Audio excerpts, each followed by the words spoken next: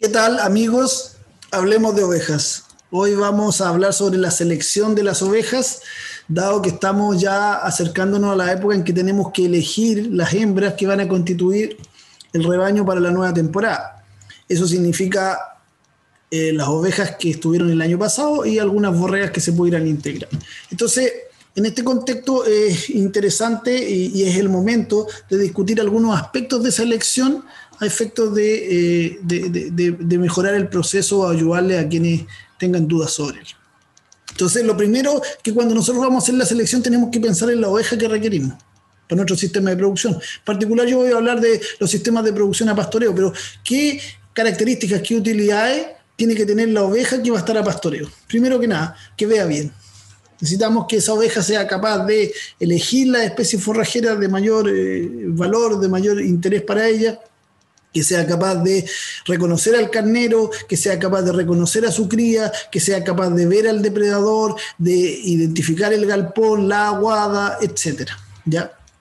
Por otro lado, necesitamos que sea una oveja que coma bien, que tenga su aparato bucal en buenas condiciones, porque necesitamos que sea eficiente en el pastoreo para que pueda hacer 5 rumias al día y pueda consumir todo lo que necesita, ¿cierto? Que no tenga... que en el periodo de tiempo que la podemos dejar pastorear pueda conseguir el alimento de su sustento. Por otro lado, que geste y críe bien, que no tenga ningún tipo de problema a nivel de ubre ni del aparato genital, que camine bien. Este es uno de los aspectos más descuidados, pero necesitamos que biomecánicamente nuestro animal sea muy apto para el pastoreo. Eso significa ir lejos, ir a distintos lugares, subir zonas accidentadas, correr con rapidez, replegarse con rapidez, y para eso es muy importante que toda la dinámica biomecánica del caminar esté muy bien adaptada. Y finalmente, en algunos casos, no en todos, ¿cierto? Hay productores que quieren que los hijos de sus ovejas sean mejores que su oveja, y desde ese punto de vista, ¿cierto?, la selección tiene que implicar algunos otros criterios. Dicho todo esto y con esto en mente, nos vamos a la manga y lo primero que vamos a revisar son los ojos. Necesitamos que nuestros animales tengan los ojos sanos. Estamos a un mes y fracción del encaste, ¿cierto? Entonces, no alcanzamos a sanar una nube en el ojo, una nube producto de un pinchazo o de una queratoconjuntivitis mal cuidada, ¿cierto? Tenemos que tratarla así, pero ojo que cuando tiene cierto nivel de gravedad no lo vamos a poder curar, y esto es inhabilitante para un proceso eficiente de encaste y de producción. Por lo tanto, ojos sanos es lo que tenemos que elegir.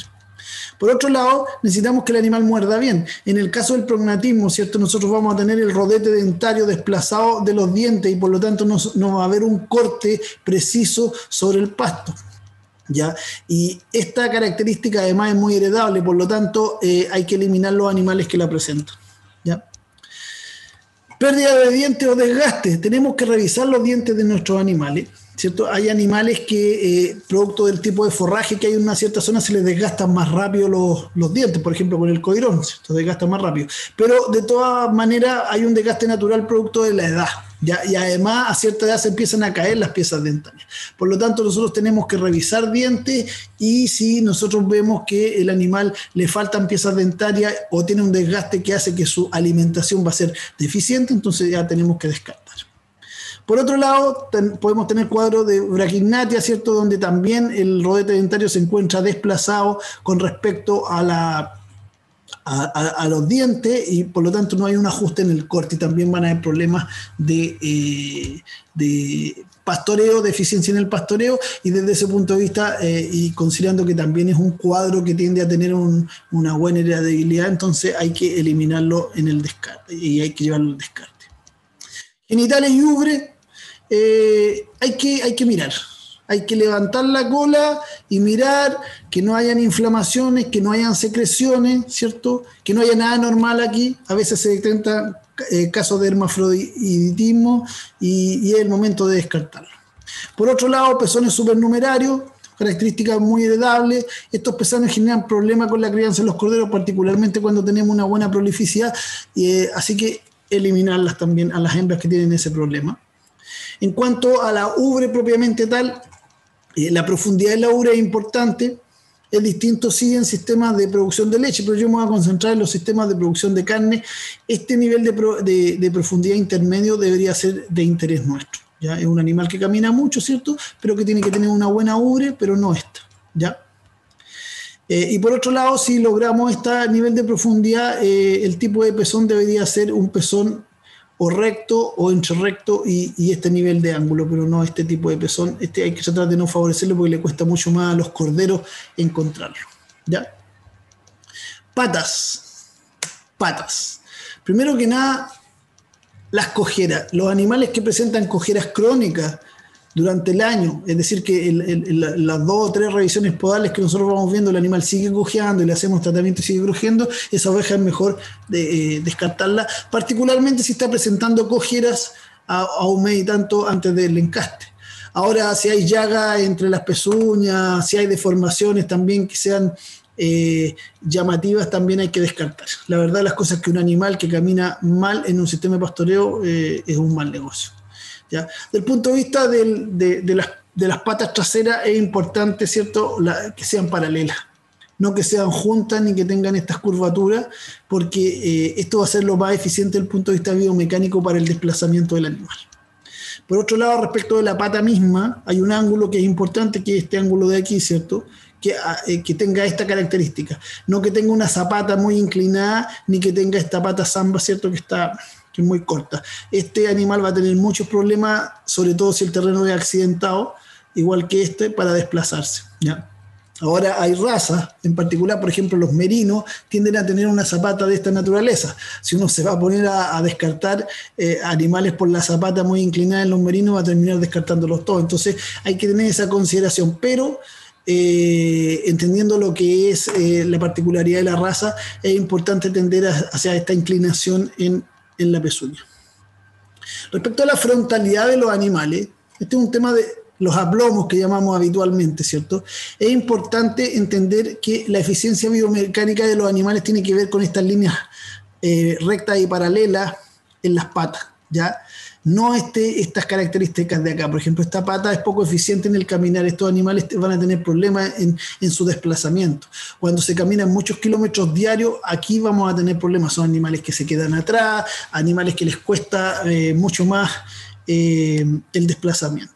Entonces aquí vamos a tener distintas características, pero vamos a tener esta pata abierta, también si la pata está muy cerrada, también vamos a tener esta inclinación a nivel de los corvejones, ¿cierto?, ya sea hacia adentro o hacia afuera. También vamos a tener la pezuña hacia adentro o hacia afuera, ¿ya? Desde atrás también, mirando desde atrás, vamos a tener las patas abiertas o cerradas, vamos a tener este animal con las patas quebradas hacia afuera o quebradas hacia adentro, ¿cierto? Entonces, estas son todas dimensiones que uno puede mirar, ¿ya? Yo sé que aquí estamos siendo bien detallistas, pero si usted quiere ir mejorando la eficiencia de su rebaño, este es un aspecto que lentamente, posiblemente más lentamente, hay que ir de a poco mejorándolo y eligiendo animales. Ahora, en animales de genética, evidentemente esto es estricto, ¿ya? En una cabaña de genética, esto, amigos míos, tiene que ser así, ¿ya? Pero en cabañas de producción esto hay que irlo ajustando lentamente, sobre todo si uno no lo ha hecho hasta ahora y lo va a empezar a hacer ahora, ¿ya? En la lateralidad también, tenemos que acostumbrarnos a mirar un diseño de animal, ¿ya? Este diseño puede ser recto, como en el caso de acá, donde uno busca una línea dorsal recta, ¿cierto? Que el animal, evidentemente, con una cierta inclinación acá, ¿cierto? Pero en pastoreo, yo creo que es interesante en pastoreo que haya una inclinación, que la parte de atrás, el tren trasero, es como si tuviera amortiguadores nuevos la oveja, ¿cierto?, tenga un nivel superior. Es decir, aquí a nivel de la grupa, que haya una alzada un poquito superior, que hayan patitas un poquito más cortas adelante, se suele asociar con una buena eficiencia de pastoreo, sobre todo si hay condiciones accidentadas. Pero esta es una decisión que nosotros tenemos que tomar. Nosotros tenemos que decir, mira, a mí me gusta, para mi sistema de producción, una línea dorsal más recta, una grupa más caída o menos caída, pero una vez que yo defino esto, tengo que entrar a elegir. Evidentemente, eso nos aleja de animales de este tipo, ¿cierto? Este animal ensillado que tenemos aquí, este animal tiene un problema, ¿ya? Y va a tener problemas biomecánicos durante los 6, 7 años que lo tengamos en el plantel, va a tener problemas, ¿ya? Entonces, ¿Qué diseño recomiendo descartar? Por ejemplo, este animal plantado que tiene que parece que estuviera a punto de caerse con las patitas abiertas, ¿cierto? Como si estuviera en una condición inestable. O este animal que se inclina hacia adelante y que quiebra la pata trasera, ¿ya? O el estaquillado que parece que estuviera a punto de quebrar su pezuña adelante porque se carga sobre ella o se desplaza sobre ella poniendo la pezuña hacia adelante, ¿ya? También el animal corvo, ¿cierto? Que quiebra un poco más arriba la pierna, que uno los mira y parece que el animal uno piensa que está cargando todo el peso sobre la pata delantera o hacia atrás, o el transcorvo.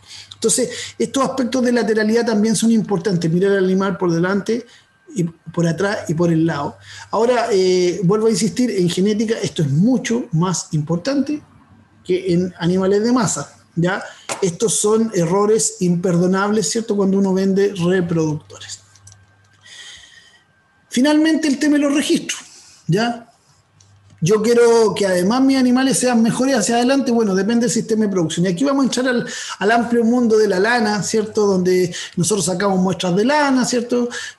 Los enviamos para que los pasen por el OFDA, ¿cierto? Y nos den su finura, el largo de la lana, el color, el peso del vellón, etcétera, la resistencia a la extracción. Aquí hay una serie de características, pero todas estas características, ¿cierto?, no tienen otro sentido que hacer un ranking de animales y poder decir, mira, yo estoy seleccionando en lana animales que tengan finuras bajo las 25 micras, así que oveja que esté por sobre las 25 micras la descarto.